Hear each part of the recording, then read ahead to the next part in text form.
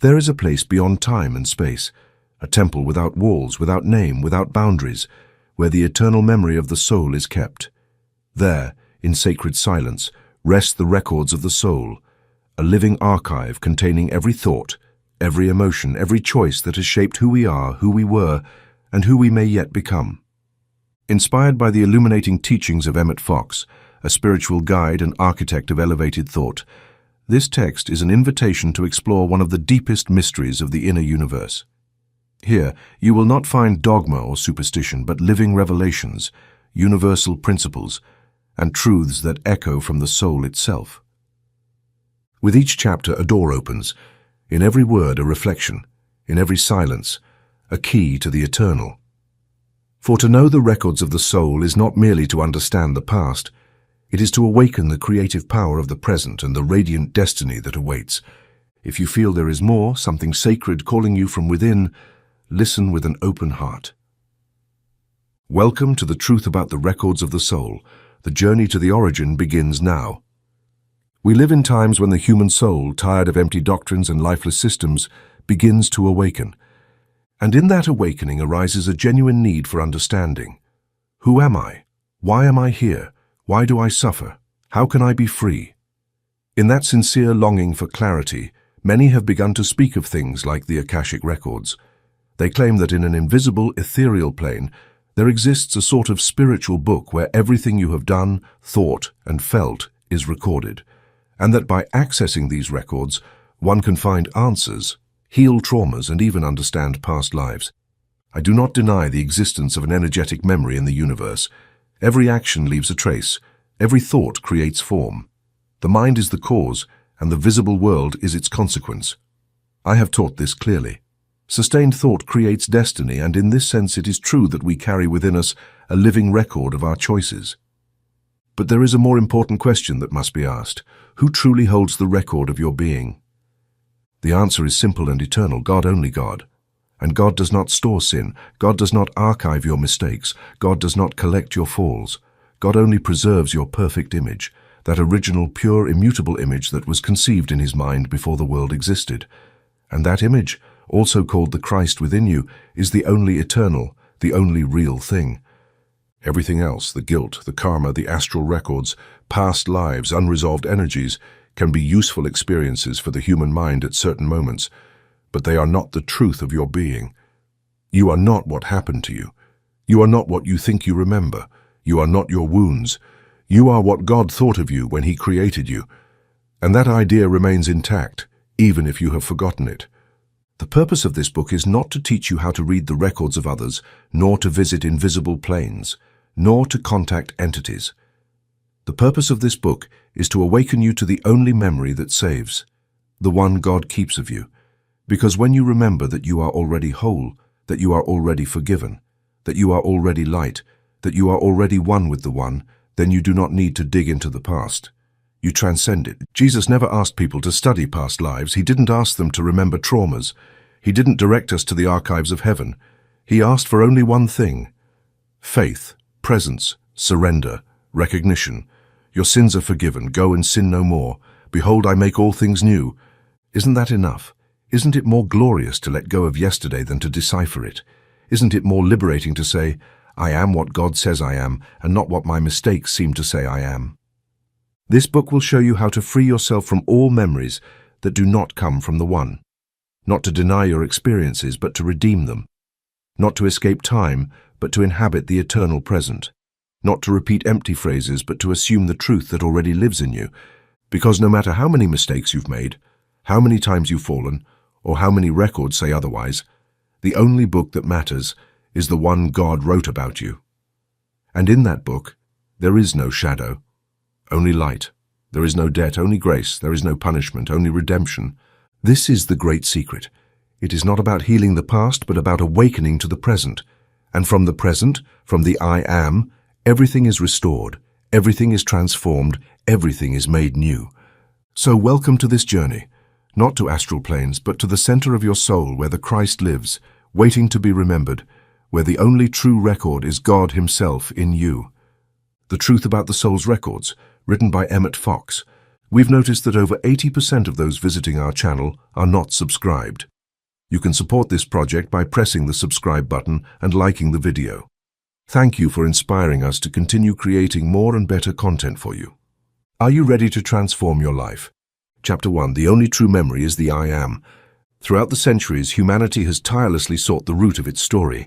It has desired to understand why it repeats patterns, why it stumbles over the same stones, why it seems bound to an invisible destiny that surpasses it. And in that search, many things have been spoken of: the unconscious, past lives, karma, and the records of the soul. Today, although many are unaware, something is being rediscovered that the ancients knew, that every thought, word, and emotion leaves a trace, a vibratory trace, a subtle memory, a silent inscription in the invisible. This collective and individual memory is often referred to as the Akashic records. And while this name may seem modern or esoteric, the reality it describes is not new. From the Hebrew prophets to Christian mystics, it has been taught that nothing is lost in the universe, and that even the things you forget continue to operate in your invisible field until they are redeemed.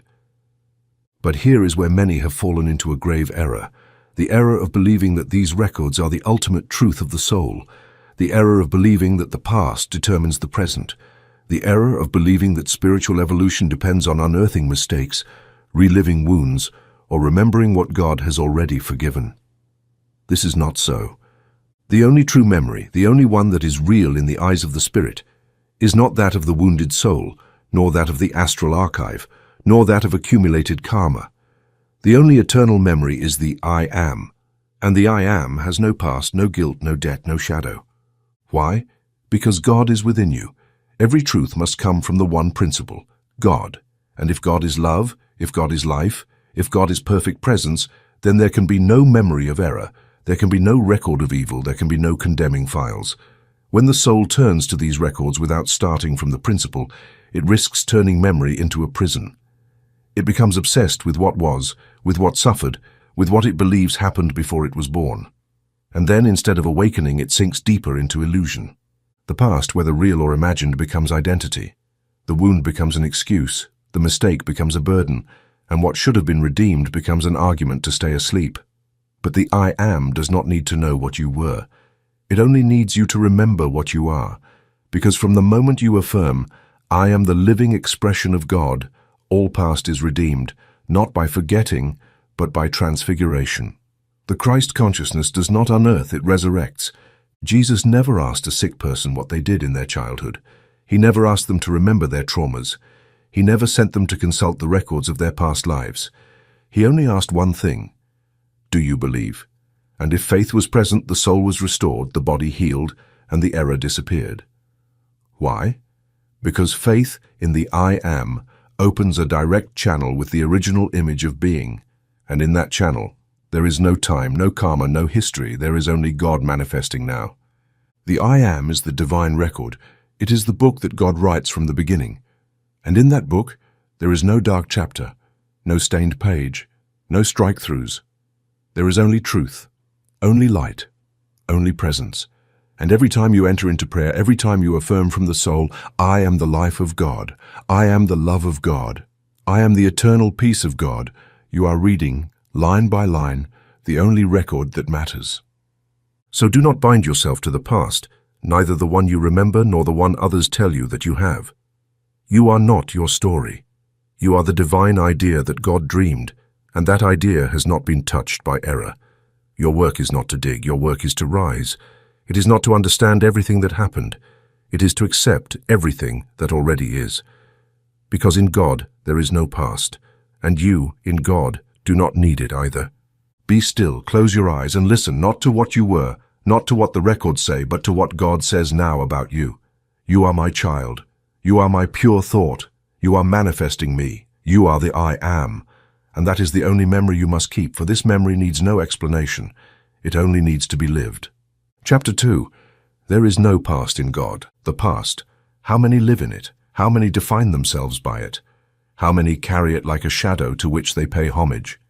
And yet, I tell you today, with the authority that comes from the inner Christ, in God there is no past. God is God. God was not and will not be.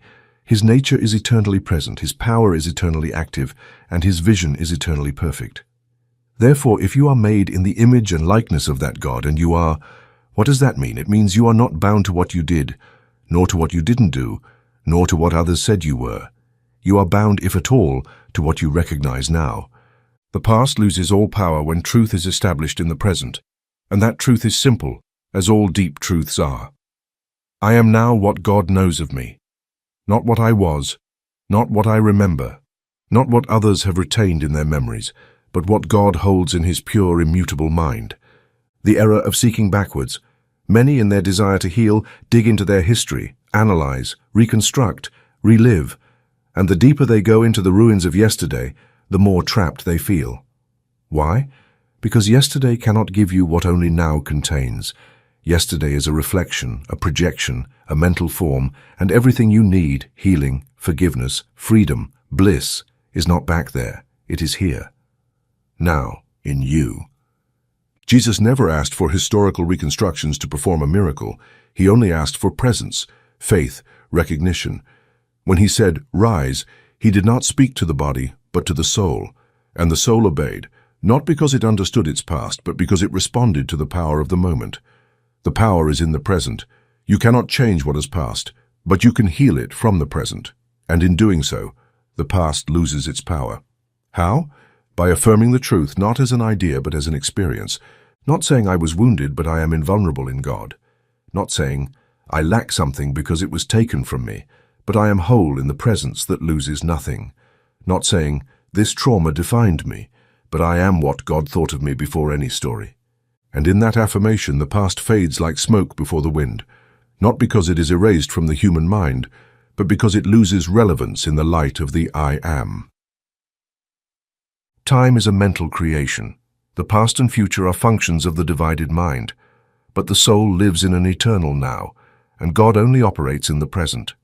Therefore, true prayer is not a lament for what was, nor a hope for what is to come, but an affirmation of good now. When you pray correctly, you are saying, I don't need more time, I need more awareness, because present awareness redeems everything, and that is what liberates. Not analysis, not repetition, not memory, but the faith that recognizes the one here and now. Radical liberation through the I am. The quickest and highest way to heal the past is by affirming that in God, that past does not exist. And if it does not exist in God, it has no power over you. The past only exists as long as you feed it with your belief. When you stop giving it authority, when you stop identifying with it, when you stop seeking meaning in it, it falls like an old garment, and underneath it, you discover you were always free. You just had forgotten that forgetting is the original sin and that remembering is redemption. Now close your eyes and say, not with the mouth, but with the heart, I am the truth of God incarnate now. The past no longer defines me. The error has no root in me. Christ lives in me, and his presence dissolves all shadow. Repeat this every time the memory tries to rule you, every time guilt attempts to take the throne, every time history tries to dictate your identity, and you will see how everything that seemed etched in fire disintegrates in the light. Because light does not need to fight against the past, it only needs to be recognized. Grace is stronger than memory. Never forget this. The past may have been real for your mind, but it was not God's will. And if it was not God's will, it has no eternity. It has no authority, no weight. Grace overcomes it, the I am transcends it, the present erases it, and you in this instant can say with truth, I am not my story. I am the Son of the Most High, living in his light, free in his truth, pure in his vision. And that is the only reality. Chapter 3. The Mind as a Living Book.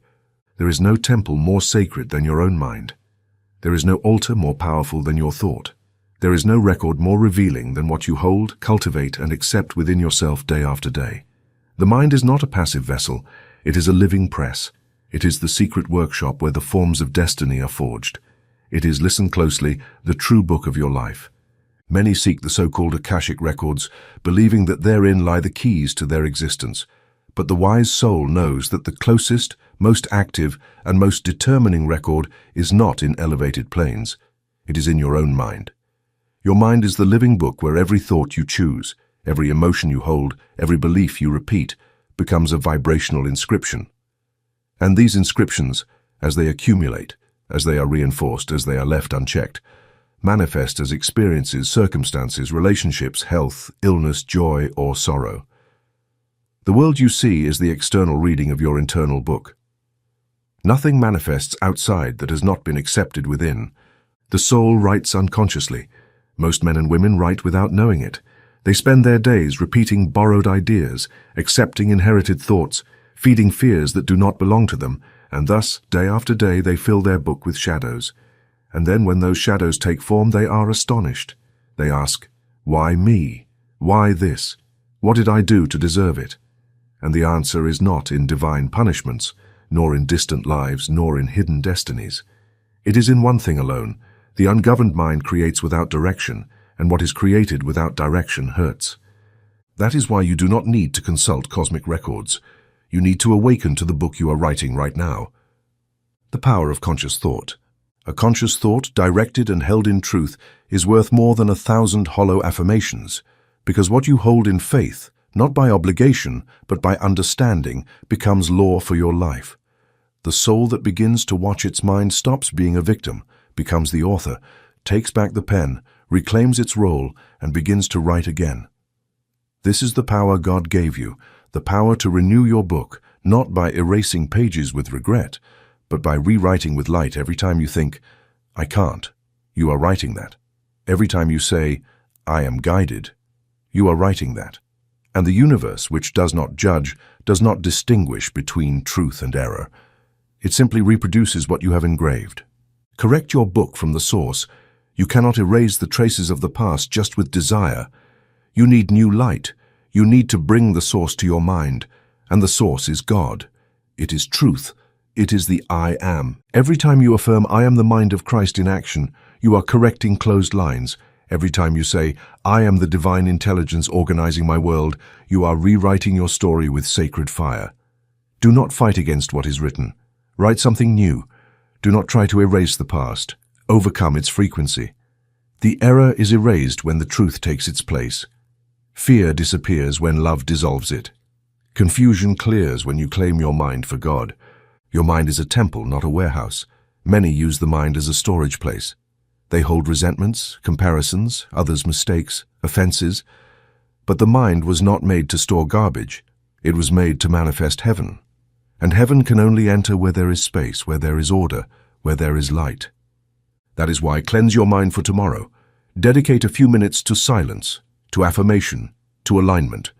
Say firmly, "Only good has power in my mind. Only truth holds in me. Only God writes in this book. And everything that does not come from the one fades away like a shadow before the sun." And you will see how your day changes, how people change, how your body responds, how provision flows, because the mind that has been surrendered to the Spirit becomes a channel for miracles. You are not a victim of your mind, you are its shepherd. The mind is like a field. If you do not sow it, the world will sow it, and what the world sows will be confusion. But if you take the helm, if you decide what thoughts dwell in you, if you clean, affirm, and give thanks, then that mind transforms. And then you no longer need to know the content of the Akashic records, because you know the only record that matters is this: "My mind is a reflection of the mind of God, and in that mind I am eternal, whole, loved, and guided." That is enough. That is liberating, that is divine, and that is the true sacred book, the consciousness you have chosen to hold. Chapter 4. Etheric Records and the Power of Thought. There is a subtle substance, finer than air, faster than light, more alive than visible matter, in which everything is recorded. The wise of all times have referred to it by different names: ether, universal substance, astral plane, energetic memory. But what matters is not the name. What matters is understanding its law. Every sustained thought leaves a trace. Every cultivated emotion creates a trail, and that trace, that trail, is part of what we would call the etheric record. Imagine the universe as an invisible sea where every vibration, no matter how small, is written down. And that sea, although you cannot see it with your physical eyes, interacts with you, surrounds you, passes through you, and, in many cases, conditions you. Now, you did not come into this world to be a slave to past memories, whether your own or someone else's. You came to purify, redeem, and rewrite from the I am. And to do this, you must first understand how those memories are recorded and how to dissolve them using the highest power you possess. Thought united with scientific prayer. What are etheric records? They are energetic impressions accumulated in the invisible substance of the world, like grooves in an invisible field, where every idea repeated with emotion, force, fear, or desire leaves a mark. These marks can come from you, from your ancestors, from your nation, or from humanity as a whole, and although they are not eternal, they have power as long as you accept them as real. The most common are the ideas of not being enough, the fear of abandonment, the belief in punishment, inherited guilt, obsession with pain, and identification with failure. None of that lives in your spirit, for your spirit is immutable and perfect. It lives in your etheric atmosphere fed by sustained thoughts, and where there is thought, there is form, and where there is form, there is manifestation. How are they recorded? It is not enough to compensate for something once for it to be recorded. What leaves a trace is what is repeated, what is sustained, what is nurtured with emotion. For example, a child hears over and over, "You are good for nothing." That thought, when repeated, accepted, and unchallenged, becomes a living form that adheres to the etheric field of their being. And that form, if not redeemed, begins to project as insecurity, sabotage, and repeated failure. The same happens with the fear of illness, religious guilt, and fear of poverty. The mind creates the image, the heart gives it energy, the etheric field records it, and this happens unknowingly. Many live surrounded by living forms they have created or inherited, and continue to reproduce due to lack of awareness. How are they purified? Here's the good news. Everything created by thought can be dissolved by thought, and when that thought is aligned with God, when it is anointed with truth, when it is held in prayer, its power is invincible. Scientific prayer is the highest tool to purify the etheric records. It is not a plea, it is not a mechanical prayer, it is a conscious affirmation of truth made with faith, clarity, and purpose. For example, I am free from all erroneous memories. Only divine perfection is sustained in my atmosphere. The light of Christ dissolves everything that was not created by God. My past has no power. Only the I am is real. Now these prayers, when repeated with understanding, do not just affirm something new, they dissolve the old. Because light does not need to fight against shadow, it only needs to enter. And when it enters, every form not aligned with truth fades away, not through combat but through radiation. You don't need to remember what was created. This is a key point. You don't need to know which records you have. You don't need to identify them one by one. You don't need to relive them, to dissolve them. All you need to do is elevate your frequency, align yourself with God, and hold the truth. Grace is more powerful than analysis. The light of the I am dissolves more in 1 second than what mental investigation could accomplish in years. That's why make your prayer a daily practice, not as someone trying to correct themselves, but as one who remembers their origin. I am one with the mind of God. My atmosphere is filled with light. Everything that does not come from love leaves me now. Do it with faith. Do it with consistency. Do it as one who knows that inner cleansing is not done with a whip, but with sustained truth. A new atmosphere. When you purify your etheric records, you do not only change your thoughts, you change your surroundings. Different people approach you. New situations open up. Burdens disappear. Relationships heal. The body responds because the soul that lives in truth emits a different vibration, and that vibration changes everything. So do not fear what you have recorded before. Do not fear what you inherited. Do not fear what you forgot. The only thing that matters is what you choose to think now. The only thing that heals is the truth you affirm with the I am. And the only thing that remains is the light you have allowed to enter. Chapter 5. Do not heal the past, replace it with truth. The human soul, in its desire for understanding, often gets tangled in explanations. It seeks the why of its wounds, the origin of its fears, the root of its anguish. It believes that if it could understand what happened before, if it could remember what it did in past lives, if it could grasp how its karma was generated, then it could finally heal. But my dear reader, that is nothing more than another form of postponing the good, because truth does not depend on the past. Truth is now. God is now. Healing is now. The I am has no history. The past does not need to be healed. It needs to be replaced. Replaced by presence, replaced by light, replaced by the immediate recognition of eternal good. Jesus never asked for the past. Pay close attention to the Master. You will never see him pondering previous lives. You will never see him asking, "What did you do in another incarnation?" You will never hear him say, "You must remember in order to free yourself." No, Jesus, the living Christ, asked for only three things: faith, forgiveness, and repentance. And in those three, the whole law was contained. When he healed the blind man, he didn't ask for his history. He simply asked, "Do you believe that I can do this?" When he lifted the paralytic, he didn't delve into his faults. He only said, "Your sins are forgiven, rise up." When he saved the adulterous woman, he didn't revive her past. He simply told her, "Go and sin no more." Do you see the pattern? There's no digging, there's awakening. There's no analysis, there's revelation. There's no therapy of the past, there's redemption of the present. The error does not need explanation, it needs light. You can spend years trying to understand why you suffered, who hurt you, in which life you made a mistake, and you can find 1,000 stories, but none of them have the power to set you free. Why? Because error is not corrected by understanding it. It is dissolved by remembering the truth. You don't need to know why you're in darkness. You only need to turn on the light. When you affirm, "I am the living expression of eternal good," it doesn't matter what happened before. The frequency changes. The field is cleansed. Life falls into order, not by understanding the past, but by replacing your consciousness. Truth doesn't need help. Truth doesn't need to be explained. It doesn't need to be defended.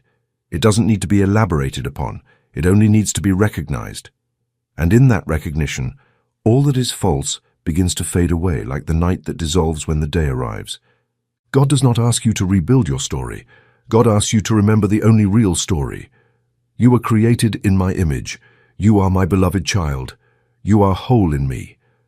And outside of that, nothing exists. Error perpetuates itself when it is analyzed, a painful paradox. The more you try to heal the past by looking at it, the more you exalt it. Because the act of looking at it as real gives it power, and everything that is given power remains. But when you say that no longer has authority over me, I am now the truth that God sees, then the error crumbles. It loses its root, its form, its voice, because it no longer has anyone to speak to. You have risen. The kingdom of heaven does not require a file. The kingdom is within you, and it does not ask for certificates. It does not ask for reviews. It does not ask for you to bring your astral records. It only asks for faith. It only asks for presence. It only asks for sincerity. And when you say, "I am ready to be new," the kingdom opens, memories dissolve, records fall, and invisible chains break. Not by technique, not by system, but by grace. Practice substitution. Every time a thought from the past arises, don't fight it. Replace it. Don't say, "I don't want to remember this." Say, "This is no longer mine. Now only God thinks of me, and his thought is perfect." Don't say, "I need to understand my wound." Say, "I am whole in truth, and that's enough." Do this with faith, do this with consistency, and you will see that the past loses power without fighting, because the present has become strong, and thus the game of the past ends. The soul that has remembered the I Am no longer needs to recover parts.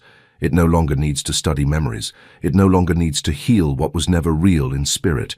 It only needs to say with certainty, with rest, with love, "It is finished because I have remembered, and in my remembrance error no longer exists. Only good remains. Only the I Am lives." Chapter 6. The flame of forgiveness is sacred forgetting. Forgiveness is more than a moral virtue. It is more than an act of nobility. It is more than a human gesture. True forgiveness is a spiritual force that dissolves time, erases the cause, and transfigures the soul. To forgive is not simply to say, "I understand you." It is not justifying, not tolerating. It is not remembering without pain. Forgiveness is letting go of everything that was not created by God and allowing truth to take its place. It is the act by which you, as a conscious soul, choose to renounce the past to live in the divine reality of the present moment. And when this act is done truly, it erases the root. It does not cover the wound, it vanishes it. It does not improve the memory, it dissolves it. It does not transform resentment into indifference, it transmutes it into love. To forgive is to undo the error. The error, whether you committed it or it was committed against you, has no foundation in God. It is not part of the divine design. It is, as we said before, an illusion sustained by the human mind, and all illusion, no matter how powerful it seems, fades away when light enters. And that light, in this case, is forgiveness. Forgiving, then, is to stop believing in the error, to stop considering it real, to deny its permanence in your consciousness. You may understand what caused the pain, you may know where the suffering comes from. You may analyze its effects, but if you do not forgive, all of that remains alive within you, because understanding is not enough. You must forget in God. You must merge the error into the flame of forgiveness until there is no shadow left, sacred forgetting. We are not speaking of forgetting as repression, as denial, or as escape. We are speaking of a sacred forgetting, one that only happens when the soul remembers its origin. When you say, "I am the love of God, and I do not need to hold on to this memory," something loosens in your soul. The burden falls away, the knot untangles, and then what seemed unforgivable no longer matters, because it no longer defines your being. That is true forgiveness, not the one that justifies, but the one that redeems. And it redeems because it comes from the I Am. The I Am does not hold offenses. God does not remember your errors. God does not keep your sins. God does not have a file of failures, because God only knows what He created, and what He created is perfect, eternal, and untouchable. So when you say, "I am one with God," you are also saying, "I do not hold what God does not hold. I do not remember what love has forgotten. I do not sustain what the Spirit has already dissolved." And that, my friend, is the highest act of liberation. You do not need the other to ask for forgiveness. You do not need the story to be fixed. You do not need vengeance, justice, or explanation. You need to remember that your peace is worth more than your memory, and that the soul can only be new if it stops repeating what no longer has roots. How to truly forgive? It is not enough to say, "I forgive you." You must release the emotion, release the story, release the judgment. And how is this done? Enter into prayer. Bring to mind what you wish to release. Declare with inner authority, "I release you and I release myself. This no longer has power. This no longer lives in me. Only God occupies my memory. Only good is sustained." Affirm, "I am the love that forgives all, because I remember that nothing can harm the Spirit." Give thanks and never touch that story again. Do not repeat it. Do not explain it. Do not turn it into a narrative. Let it dissolve in the flame of silence, like incense that rises and disappears. Forgiveness heals everything. Heals the mind, heals the body, heals relationships, heals destiny. Why? Because forgiveness erases the invisible cause of pain, and when the cause is erased, the consequence dissolves. Do not try to fix what is outside. Forgive within, and the outside will respond. You did not come to correct the world, you came to remember God. And God has no offenses to forgive. He only has children to awaken. You are one of them, and when you forgive truly, you become like Him, not because you ignore, but because you transcend. Make forgiveness your altar. Make sacred forgetting your practice. Make the I Am your only memory. And you will see, I assure you, that what seemed immense, what seemed fixed, what seemed unforgivable, has vanished because you no longer hold it, because you have chosen God instead of the past. And in that choice, everything becomes new. Chapter 7. Error has no reality in God. One of the most revolutionary and at the same time most simple teachings in all true spiritual teachings is this: error has no reality in God. This statement, when understood, liberates at its root, not because it denies human suffering, but because it reveals its illusory origin: sickness, sin, misery, lack, violence, guilt, punishment. All that humans have taken as inevitable, even as God's will, was never decreed by God. The eternal truth is this: God does not create error, and what God does not create has no substance, no eternity, no real power. So what is error? Error is not a force, it is not an entity, it is not a shadow with will. It is a mistaken belief, an image sustained without light, a mental distortion. Error is ultimately an absence of consciousness, and like any absence, it disappears the moment presence is brought forth. It is like darkness. It does not need to be fought. It only needs someone to turn on the light. You do not correct the night with force. You correct it with the sun. And error is corrected with truth, not with effort, not with punishment, not with memory, but with revelation. Error does not come from God. If you believe that God created evil, you will live in fear. And if you fear God, you will never be able to approach him. But the truth is this: God only creates what is like him. And God is pure goodness, God is absolute love, God is eternal life. Therefore, everything in your experience that contradicts that goodness was not created by God. And if it was not created by God, it cannot be sustained as reality. It may have appeared in your experience, it may have been painful, it may have seemed real, but its root is not in truth, and everything that has no root in truth is destined to disappear. There is no need to keep it. This is the second point.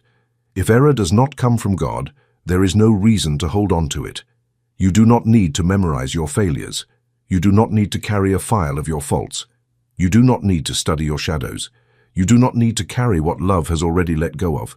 Many believe that remembering their mistakes makes them humble, but in reality, it makes them prisoners. True humility is not saying, "I have sinned." It is saying, "Without God I am nothing, but in God everything is restored." True redemption is not repeating the error in your mind over and over again.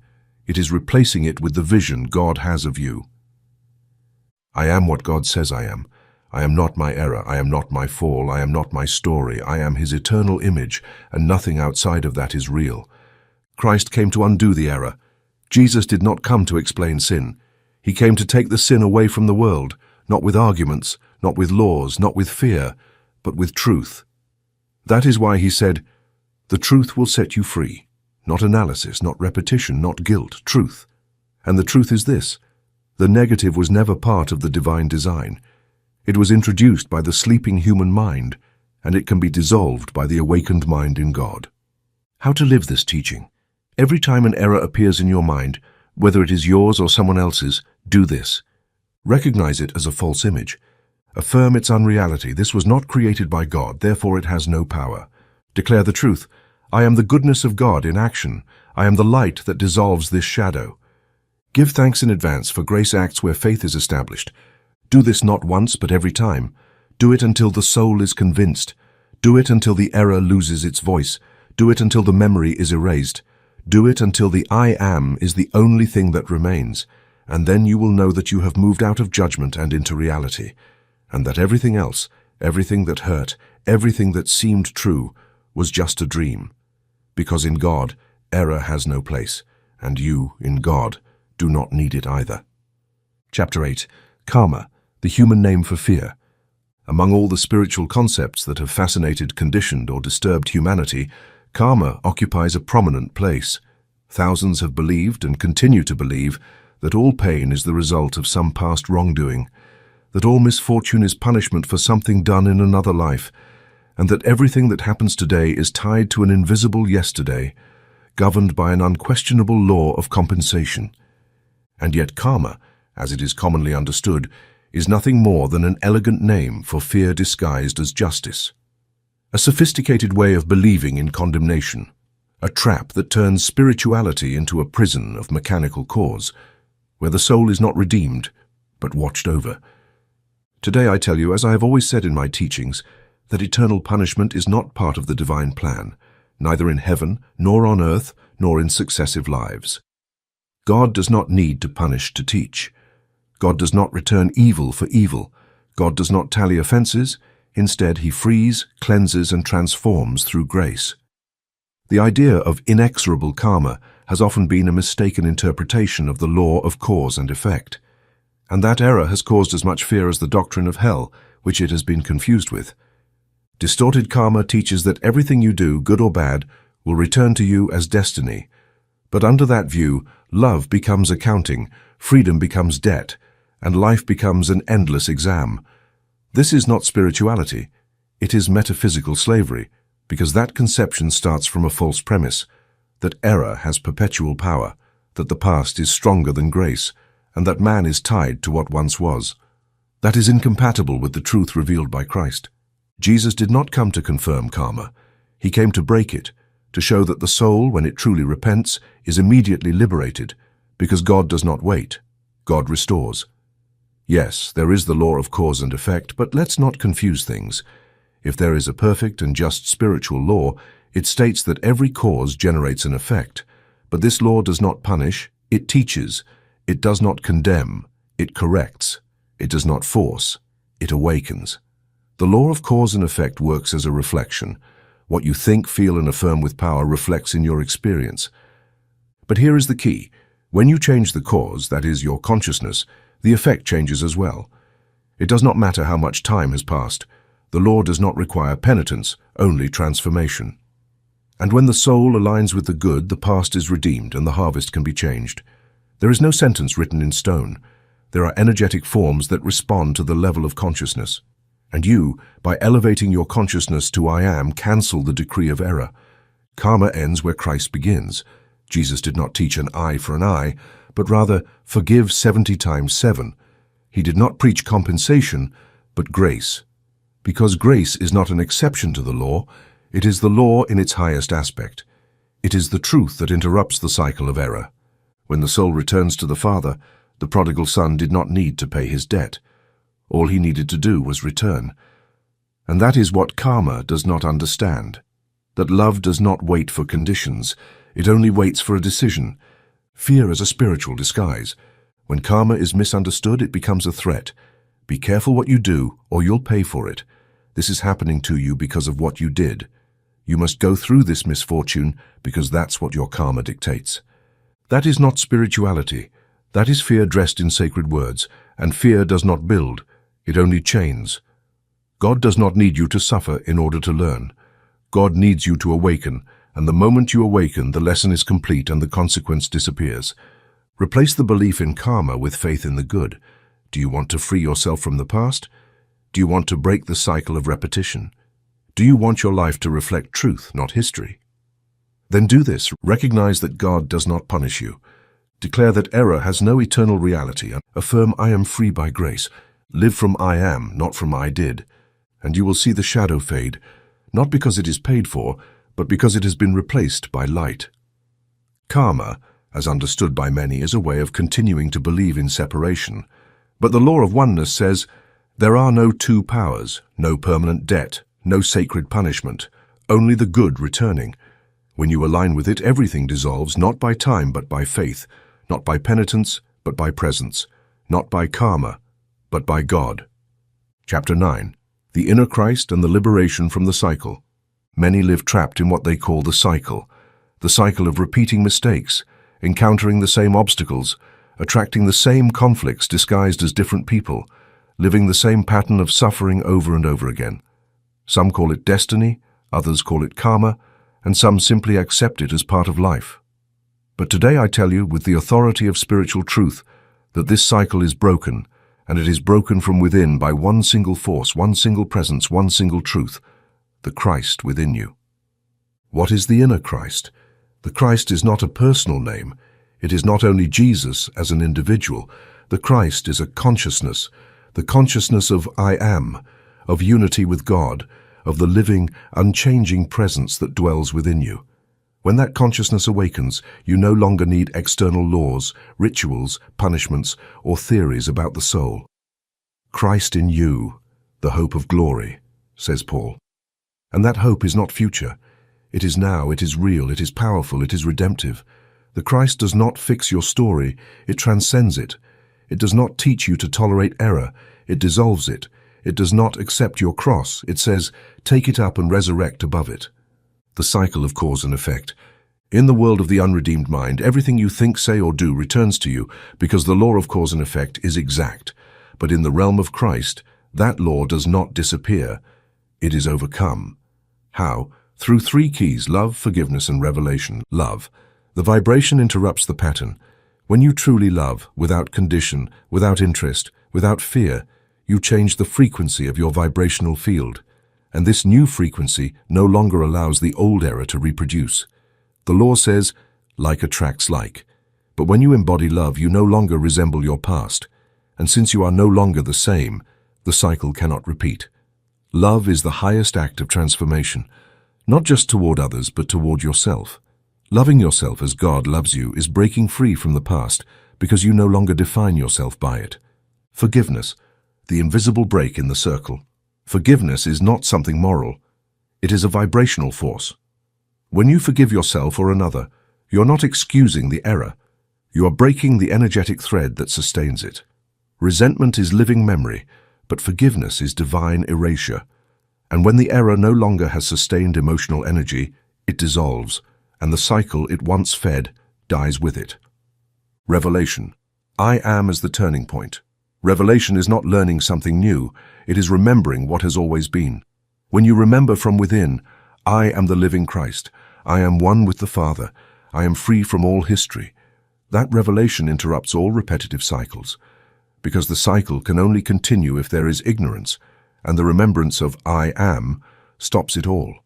Where you once said, this is happening to me because I deserve it, now you say this no longer belongs to me. The Christ within me does not need to learn through pain. Christ frees you because you are already free. The truth is that you were never bound. You only believed you were. The cycle was not a law, it was a repetition, and when you awaken to the Christ, repetition breaks, and grace enters. Jesus said, "You shall know the truth, and the truth shall set you free." That truth is not information. It is identity, it is presence, it is Christ, and that Christ is you. Do this now. Close your eyes and declare from the soul, I am the Christ of God in expression. I am free from the cycle. I am love. I am forgiveness. I am revelation. The past does not touch me. The future does not threaten me. I am now, and in this now all is fulfilled. Say this every day, not as a superficial affirmation, but as a sacred reminder. And you will see how the cycles begin to disappear. The repetitions stop. The old patterns no longer fit because you have leveled up. You have returned home. You have remembered the Christ. It is not magic. It is spiritual law. It is the power of I am manifesting as you. And that is what breaks the cycle, because the Christ does not repeat. The Christ reveals, and in its revelation, all is new. Chapter 10. The record that God keeps your perfect image. There is nothing more liberating than this truth.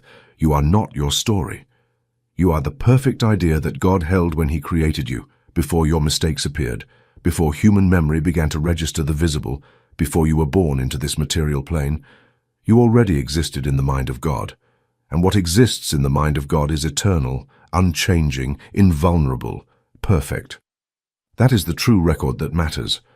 Not the one that contains your falls, not the one that keeps track of your faults, not the one that reminds you of what you did or didn't do, but the one that declares what you are in spirit, what you were before the world, what you will continue to be once all this passes. That record is not written in hidden books, nor is it guarded by mysterious entities. That record lives within you, waiting for you to recognize it as your one true identity, the perfect image.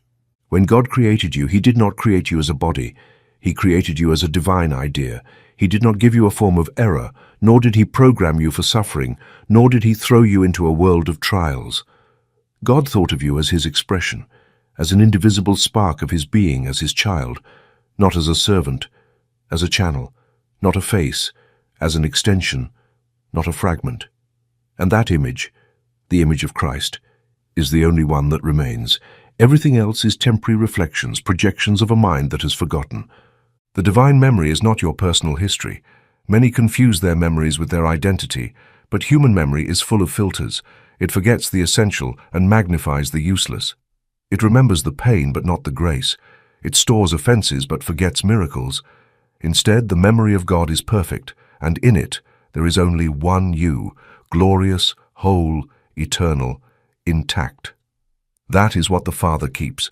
That is the only record that heaven holds. That is the only information that can set you free. You are my beloved Son, in whom I am well pleased. Where is that record?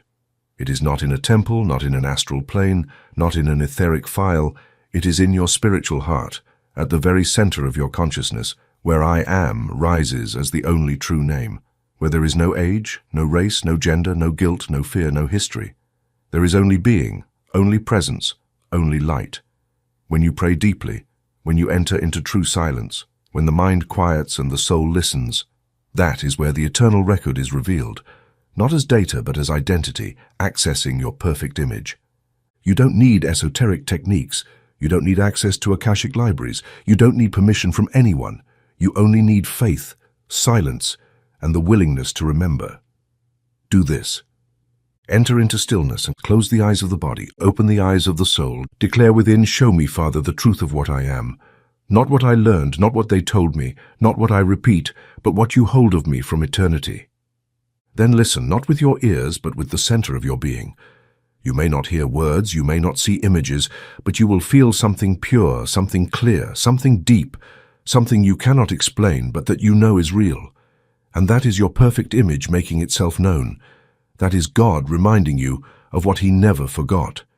Eliminate the lie of an identity based on error.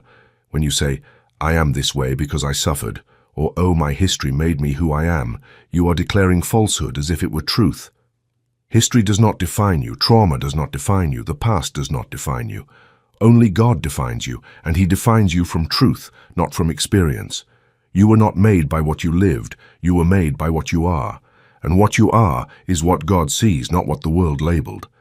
Make the perfect image your starting point. When you begin to think from there, when you affirm each day, I am God's original idea, and everything that does not match that truth fades away now. Your thoughts will change, your body will respond, your relationships will align, your steps will be illuminated, and life will begin to resemble the truth, not the story. Do not fear letting go of your past. Do not fear stopping being who you were. Do not fear becoming what you already are, because in heaven it is already written, this is my son, this is my image, this is my reflection. This is the I am manifested as you.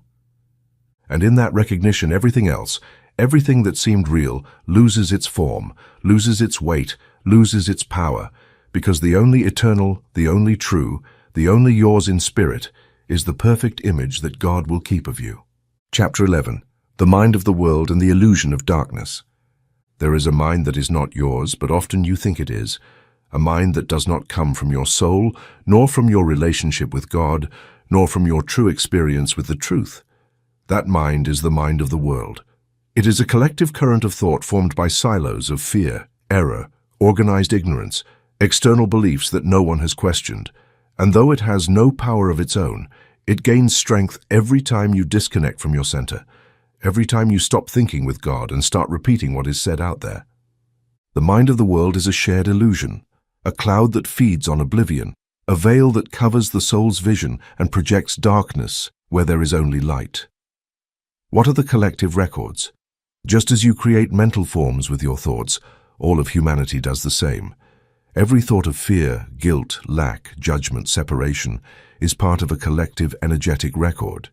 And that record is not seen, but it is felt, it is transmitted, it clings to the social atmosphere, it becomes installed in culture, the systems are repeated, and it becomes what people call reality. But it is not reality, it is programming. And this programming, when left unexamined, conditions the lives of millions. It tells you, life is a struggle, nothing is free, God punishes, you are not enough. The world is dark, and if you are not careful, you begin to believe it. You begin to feel strange if you think differently. You start to doubt your peace. You begin to hide your light to avoid discomfort. The illusion of darkness. Darkness does not exist as a substance, it only exists as the absence of light. It has no consistency, it only has appearance, and that appearance can only be sustained while you forget your center. The mind of the world is full of shadows, not because it is powerful, but because most live outside themselves, disconnected, living unconsciously, repeating without awareness. That is why the most urgent work is not to change the world, but to leave its mind. It is not to confront the illusion, but to stop feeding it. How do you protect yourself? True protection does not come from the outside. It is not achieved by physically isolating yourself or escaping from daily life. It is achieved by living from the center, from the I am. There, no noise enters. There confusion does not dwell. There the lie does not operate. There is only God and you in God. Do this every morning. Close your eyes, feel your breath, enter into silence. Declare within, I do not belong to the collective thought. I belong to the divine mind. Nothing that the world fears is real for me. I dwell in the I am, and from there, everything is clarity. Breathe in that peace, and when you step out into the world, do so with awareness, with roots, with presence. The mind of the world is not an enemy. It is an orphan. Do not hate the collective mind. Do not attack it. Do not reject it with spiritual violence. Understand that it is merely the cry of those who have forgotten. It is the echo of humanity that does not remember its origin. It is the murmur of millions who have strayed from the center. And you are not here to judge them. You are here to remember who you are and live as a witness of the One. The cure is not to convince, but to radiate. You do not need to convert anyone. You do not need to debate with the world. You do not need to preach from despair. You only need to live in your light, dwell in your center, and from there, allow God to be through you. The mind of the world dissolves when someone with serene faith dwells in the truth without negotiation, and that person can be you. Do not fear the collective error. Do not fear the mental darkness. Do not fear the thoughts of others. Remember, 1,000 will fall at your side and 10,000 at your right hand, but it will not come near you. Why? Because you have made the Most High your dwelling. And that dwelling is your center. It is your I am. It is the only place where the illusion does not enter, and truth is all. Chapter 12. The sword of the Spirit cuts through the shadow. There is no higher force, no more subtle or more effective force than the word spoken with consciousness. The word, when pronounced from the awakened soul, is not sound. It is decree, it is sword, it is seed. It is the creative word, as it was written in the beginning. In the beginning was the Word, and the Word was with God, and the Word was God. So too you, created in the image and likeness of the Word, have been endowed with the ability to speak as God, think as God, create as God. And that power is not symbolic, it is literal. Every word you speak when you know what you are saying has the power to form, the power to dissolve, the power to cut. What is the sword of the Spirit? The sword of the Spirit is the truth spoken, not the relative truth, not opinion, not human interpretation, but the word that comes from the One and cuts everything that is not aligned with it. It is the word that does not negotiate with error, that does not justify itself, that does not apologize, that does not seek to please. It only declares, it only affirms, it only dissipates. Jesus did not argue with darkness. He said, "Rise, go," he cleansed. And with those clear, direct words full of God, he cut the mental bonds, tore down centuries of guilt, dissolved astral forms, and set the soul free. Cut the false records with the living word. You do not need to study your history to heal. You do not need to understand every trauma to be free. You do not need to unearth old habits to correct them. You only need to declare the truth with authority, with faith, with continuity. Do you have thoughts of unworthiness? Say, "I am the perfect dignity of God, and all that is mine by divine right comes to me now." Do you fear failure? Say, "The eternal good supports me. I cannot fail because God works through me." Do painful memories return? Say, "This has no root in truth. Only the love of God remains. The rest dissolves now." Each of these declarations is a sword, and with that sword you cut the threads of the past, the inherited mental forms, the unconscious pacts, the psychic clouds that darkened your light. It is not enough to think. You must speak. Thought is the mold, but the word is the chisel. It is what imprints, what activates, what commands. That is why Jesus did not only think healing, he spoke it, because the embodied word is what produces miracles. When you speak with faith, the invisible world responds to you. The atoms vibrate, the atmosphere clears, the situations align, because the word is law. Not the distracted word, not the superstitious word, but the word that comes from the I am. How to use the sword every day. Start each morning with a decree. Do not go out into the world naked. Clothe yourself with the word. Protect yourself with the word. Walk with truth. Say it aloud or say it silently, but say it with the awakened soul. I am the truth that dissolves error. I am the light that cuts through all shadow. I am the word that orders my world, and where I am, nothing false can remain. Do this upon waking. Do it before sleeping. Do it while walking. Do it when you feel tempted to doubt. Because every word spoken with faith is a luminous sword that cleanses your atmosphere, purifies your mental field, and restores divine order. Do not fear cutting. Many are afraid to declare firmly. They believe affirming their power is arrogance. But there is no greater humility than to recognize, I am not the error the world repeats. I am the truth God affirmed, and from there you have the right to cut. Cut the habit, cut the guilt, cut the attachment to error. Because if you do not cut, the world will keep writing on you, and you have come to write from the light, not to repeat from the shadow. Lift the sword of the Spirit not to hurt, but to free, not to attack, but to dissolve, not to fight, but to declare that only God has power.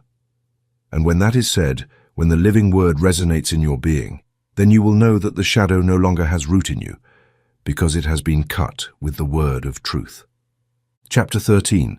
The Invisible Hierarchies, Discernment Without Worship. Throughout all times and in all religions, humanity has felt a fascination with the invisible, the desire to understand higher planes, to communicate with beings of light, to access messages from guides, masters, and celestial entities, has accompanied humanity since the beginning of its upward gaze towards the eternal. And it is not wrong to feel this attraction. It is natural. It is part of the spiritual impulse of the soul that has remembered it is not alone. And here is the warning I want to give you today. Many have diverted their attention from the center to the edges. They have replaced communion with God with dependence on hierarchies. They have exchanged the flame of the inner Christ for devotion to invisible figures, strange names, or supposed cosmic messengers. And so, without noticing, they have substituted direct connection for spectacle, the presence of God for the ornament of the spiritual, intimacy with the divine for admiration of the foreign. Today I want to speak to you clearly, as I always have. You do not need intermediaries to reach God. You do not need invisible hierarchies to grow spiritually. You do not need voices from beyond to know who you are.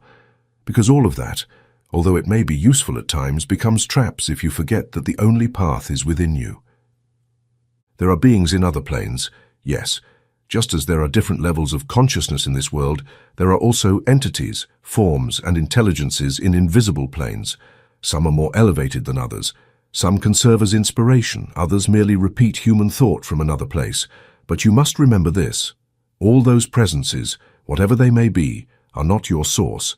They are not your ultimate guide. They are not your truth. The Christ within you is above all entities, because Christ is not an external being.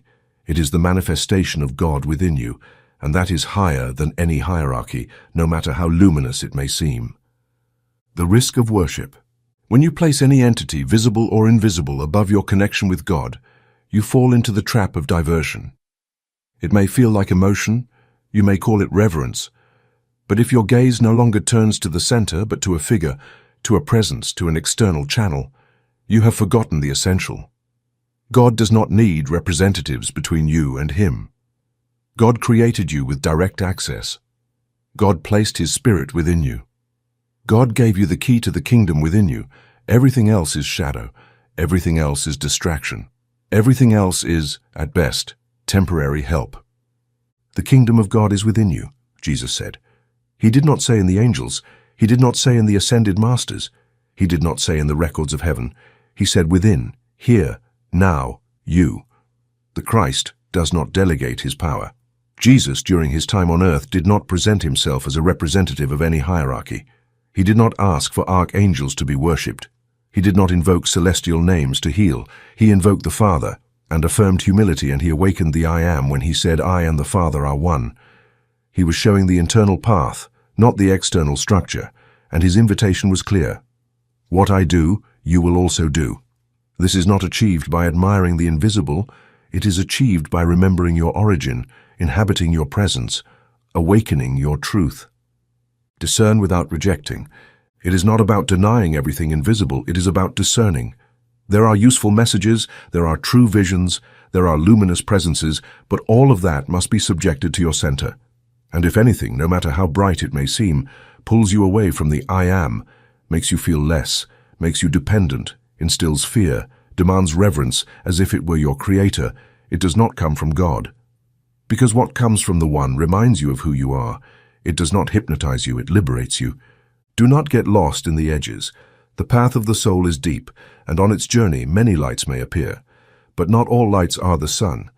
Not all voices are the voice. Not all hierarchies are aligned with the source. You have the sun within. You have the voice in your silence. You have the Father deep within you. And that is enough. That is glorious. That is divine. Affirm this every time you doubt. I do not need intermediaries to reach God. The Christ within me is the way, the truth, and the life. Every true guide affirms my unity with the One, and all that pulls me away from my center loses its power now because I am in God and God is in me. To discern is love. To center yourself is wisdom. To dwell in yourself is the highest act of faith, and when you do this, all invisible hierarchies bow down because they recognize what you are, the awakened child, the lit spark, the living witness of the I Am. Chapter 14, Redeemed Memory, using the past as testimony, not as a prison. God does not ask you to deny your story. He does not demand that you erase your memories or pretend that you did not live what you lived. The spiritual path is not about creating selective amnesia or dissociating from the events that have shaped your life. But there is a great difference between having memory and being a prisoner of it. There is a great difference between remembering as a witness and reliving as a victim. Today I come to tell you that memory should not be a chain, but testimony. It should not be a burden, but an altar. It should not be repeated with pain, but declared with power. This was me, and here is what God has done with me.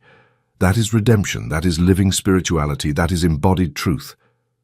Your story is not your identity. It does not matter what has happened. It does not matter how dark that chapter was. It does not matter how much you cried, how many times you fell, how much you forgot. That is not who you are, that is what you lived. And between one and the other there is an abyss. You are not your mistake. You are not your trauma. You are not your childhood. You are not your failure. You are the I Am that has decided to awaken and now takes what has been lived as material to glorify God. What does it mean to redeem memory? To redeem is not to erase, it is to transform, it is to reframe, it is to elevate. Redeeming memory is looking at the past from the present light and declaring it as an instrument of your awakening. Redeeming memory is using the story of your life as evidence that good can triumph over all. Redeeming memory is saying, that happened, but it did not happen to destroy me. It happened to push me towards the eternal. And now I know that nothing was in vain because everything that was is now in God's hands. Do not relive, declare. Many fall into the trap of repeating their story, hoping for understanding, justification, or comfort. And unknowingly, they relive the wound every time they narrate it. But you are not here to repeat. You are here to declare. Declare what the Spirit has done. Declare how Christ has overcome. Declare how truth has replaced lies. And then each memory, instead of hurting, begins to shine, because it is no longer the wound. It is the mark of the miracle. The difference between testimony and prison. You are in prison when you define yourself by what happened to you. You feel shame for yesterday. You speak of the past without having elevated it. You live expecting reparations from others. You carry resentment as a shield.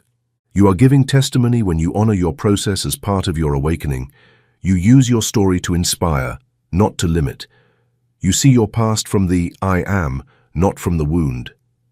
You have forgiven, and that is why you can speak.